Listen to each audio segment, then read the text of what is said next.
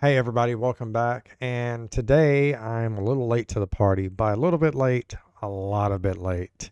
And I'm going to review my trip to Walt Disney World this past January. Yes, we are in September and I'm doing the review of my trip in January. There have been a lot of things that have been going on since then, so forgive me. Let's break the review. We're going to keep it short and sweet. Talk about the things that matter and leave out the things that don't. Things that matter: dining, park experience, and basically the resort. Let's start off with the resort. We stayed at a different resort this trip. We stayed at the All Star Sports. Was it bad? No, it was not bad. It was not a bad experience. It was actually a very good experience. One of the things that I noticed when I walked right in the front door is they have this memory maker picture thing, which will allow you to scan your magic band and will let you take pictures with characters standing beside you and behind you. You can choose a singular character or you can choose all five. So I thought that was really, really neat and really cool. It's the first time I had actually seen that. So yeah, that was good. The quick service was about what you would expect at a value resort quick service. No different than everything's pop. No difference there. In comparison to the All Star Sports Resort and the other two All Star resorts, after going there, there's not really any difference between the two except for the theming. Some of them offer suites for large groups. I do believe this is isolated to, I do believe, sports and maybe, I can't remember who the other one is, but I think it might just be isolated to sports that has the um, suites. If there's someone else in the value area, let me know in the comments. I know Art of Animation has them, so that's their bread and butter over there. But it was a good experience. The only difference that I could tell, there was no difference between the rooms at All Star Sports and Pop. Zero difference. Exactly the same layout, everything. The bed that pulls down into the table, exactly the same. So it was just me. So it was fantastic because I had a lot of extra room. When you're doing it with two adults and a kid and you're pulling down both of those beds, there's not a lot of room to move around. And it's exactly the same way at the All Star Resorts. So not much difference there. The only difference that I could really, really tell between Pop and the All Star Resorts is the access to the Skyliner, which I terribly missed. Let me tell you. Yes, I missed it. Aside from that, yeah, there's no difference. So it was a pretty good experience. A lot of people had made complaints that the walls were paper thin. So yes and no. It really depends on the people you're going to have next to you. When people are looking at the All Star Resorts and they're looking at the reviews and people say that the walls are paper thin, the first thing that comes to people's minds is being in a hotel room. Think of Holiday Inn Express and how the rooms are in a hallway and they're right next to one another. That's what people think, but anybody that's been on Disney World property knows how the rooms are set up. It's nothing like that. So I think there were two instances in 11 days where I heard someone from a different room. But that was when there was no noise in my room at all.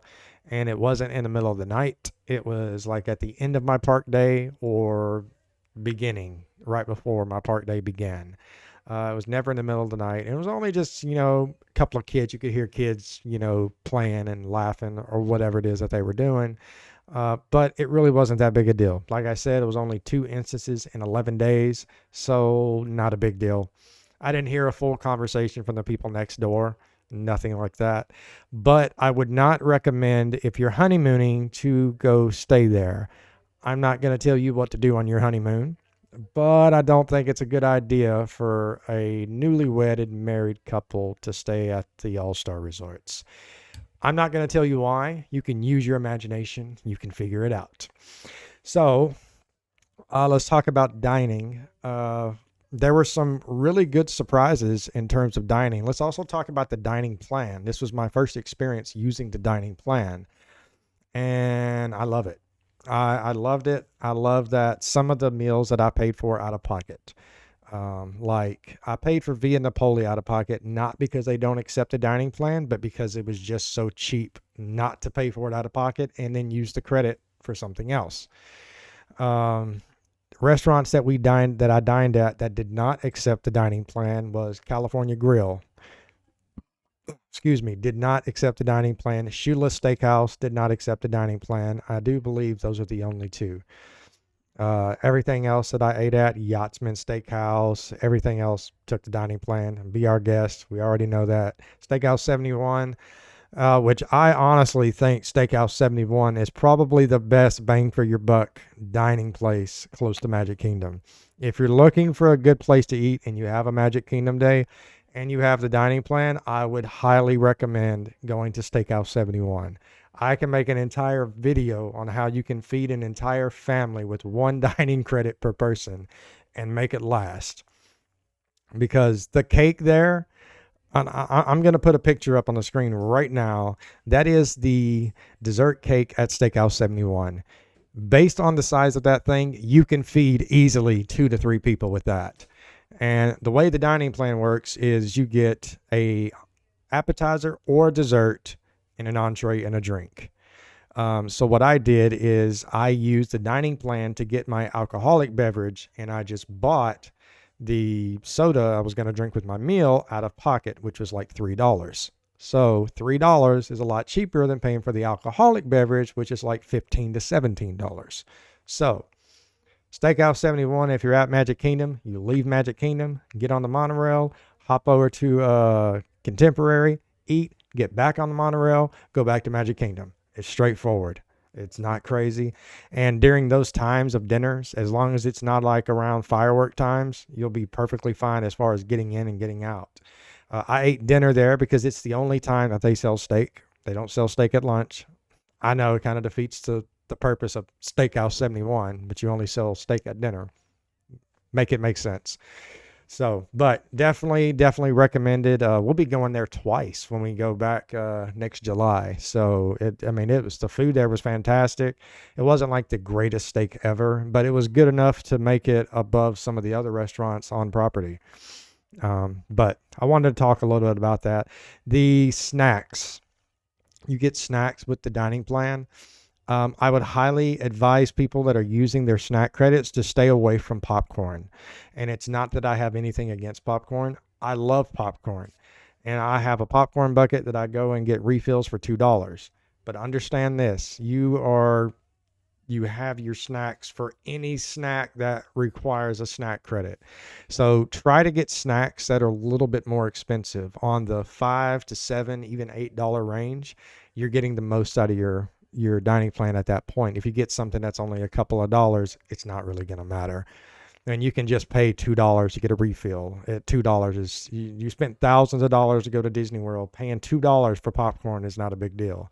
And then you can use your snack for something like, if you're in summertime, for the expensive Dole Whip over there in Adventureland. If you're at Magic Kingdom, there are different snacks that you can get at the Mexican restaurant there in Epcot that are really good. The Canada Pavilion has several different ones that are really good. I loved using my snack credits at Epcot because there were so many different snacks and so many different places that you could go.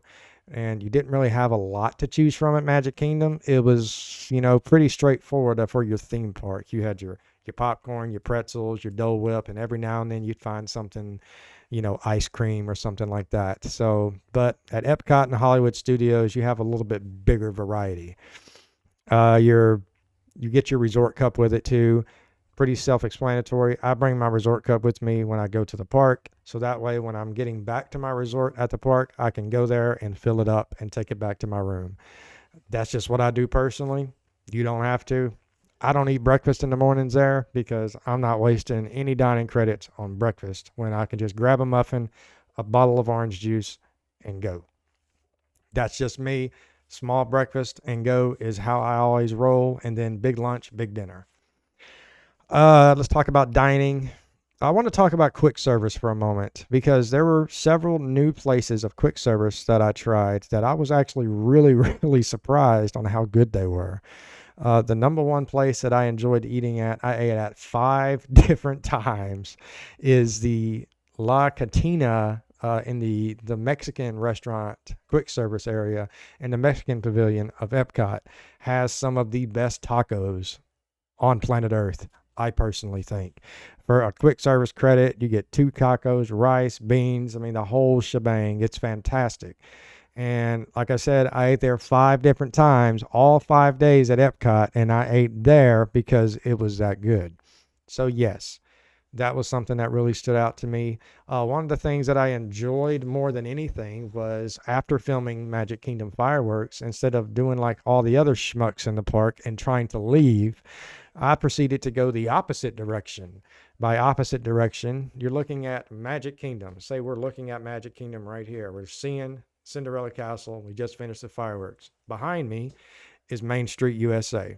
That's the park entrance and park exit. We're going the opposite way into Fantasyland. And I enjoyed going to Pinocchio's, the little flatbread pizza place, and just grabbing there. Nobody is there. It is empty. There's literally maybe not even a handful of people there.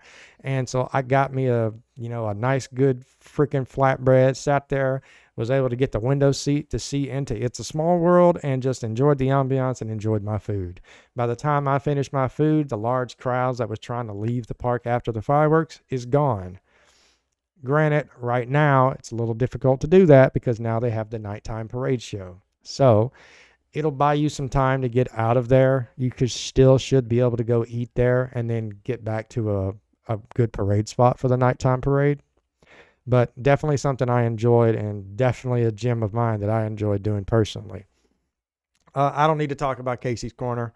Everybody and anybody loves Casey's Corner because they have some of the best chili dogs, some of the biggest and best chili dogs you're going to get for your money.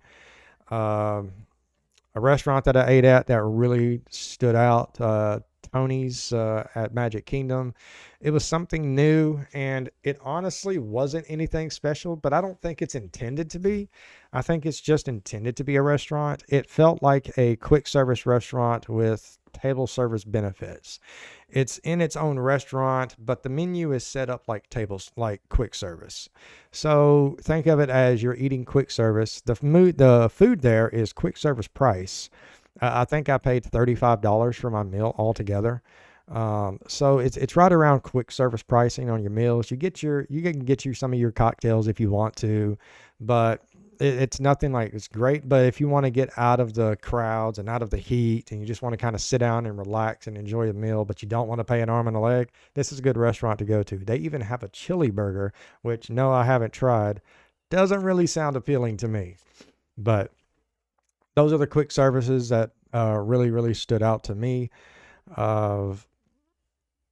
Sit down meals, Yachtsman Steakhouse was my favorite. We ate at a lot of steakhouses to get footage and reviews for our steak video for Walt Disney World, and Yachtsman Steakhouse by far had one of the best steaks that we've had. I love, love, love Le Cellier, but I'm telling you right now, Yachtsman Steakhouse will give Le Cellier a run for its money. It is really, really good. It's one of those places that even with the kid, gotta go back. I think next year we scrapped Le Cellier and went with Yachtsman Steakhouse instead. It's a very, very good steak. Very good. They accept the dining plan. 2 credits, by the way. And it's at the Yacht and Beach Club Resort.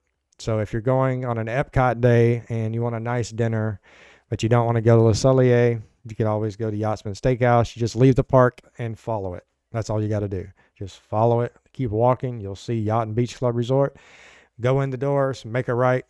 You see the restaurant on the left eventually. Fantastic restaurant, fantastic service, fantastic ambiance. It had this like Texas Roadhouse ambiance to it, but the food was like a million times better than Texas Roadhouse. But that's the one that stood out for me. California Grill is always a gem for us. It's kind of like our family tradition. When we get on property our first night, before we even go into the parks, we go to California Grill so we can film whatever shows at Magic Kingdom during that time.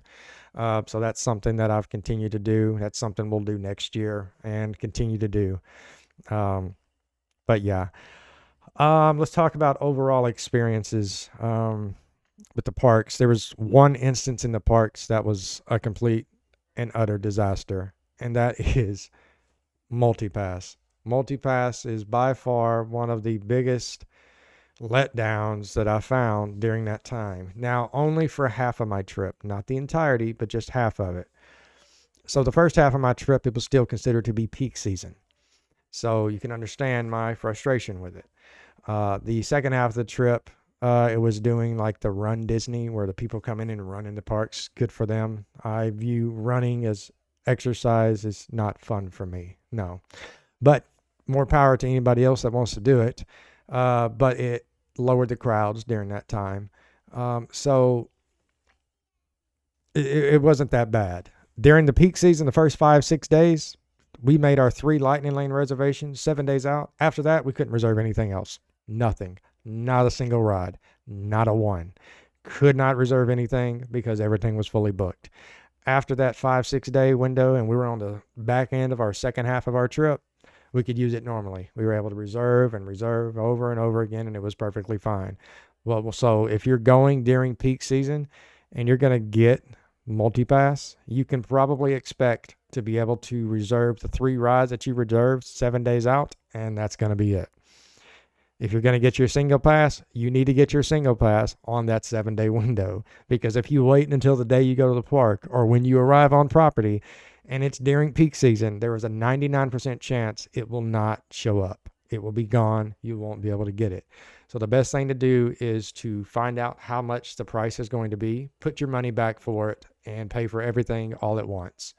I made this mistake and I suffered for it. So I'm telling you so you don't make the same mistake that I made. There was some of it that I just didn't want to afford at that point in time. I was like, oh, I'll get it later when I get like before I leave. And the next day when I got paid and I was able to get it, it was already gone. So trust me, get it 7 days out, because if it's during peak season, you're not going to get it. Personally, how did I view the trip? I viewed the trip to be fun.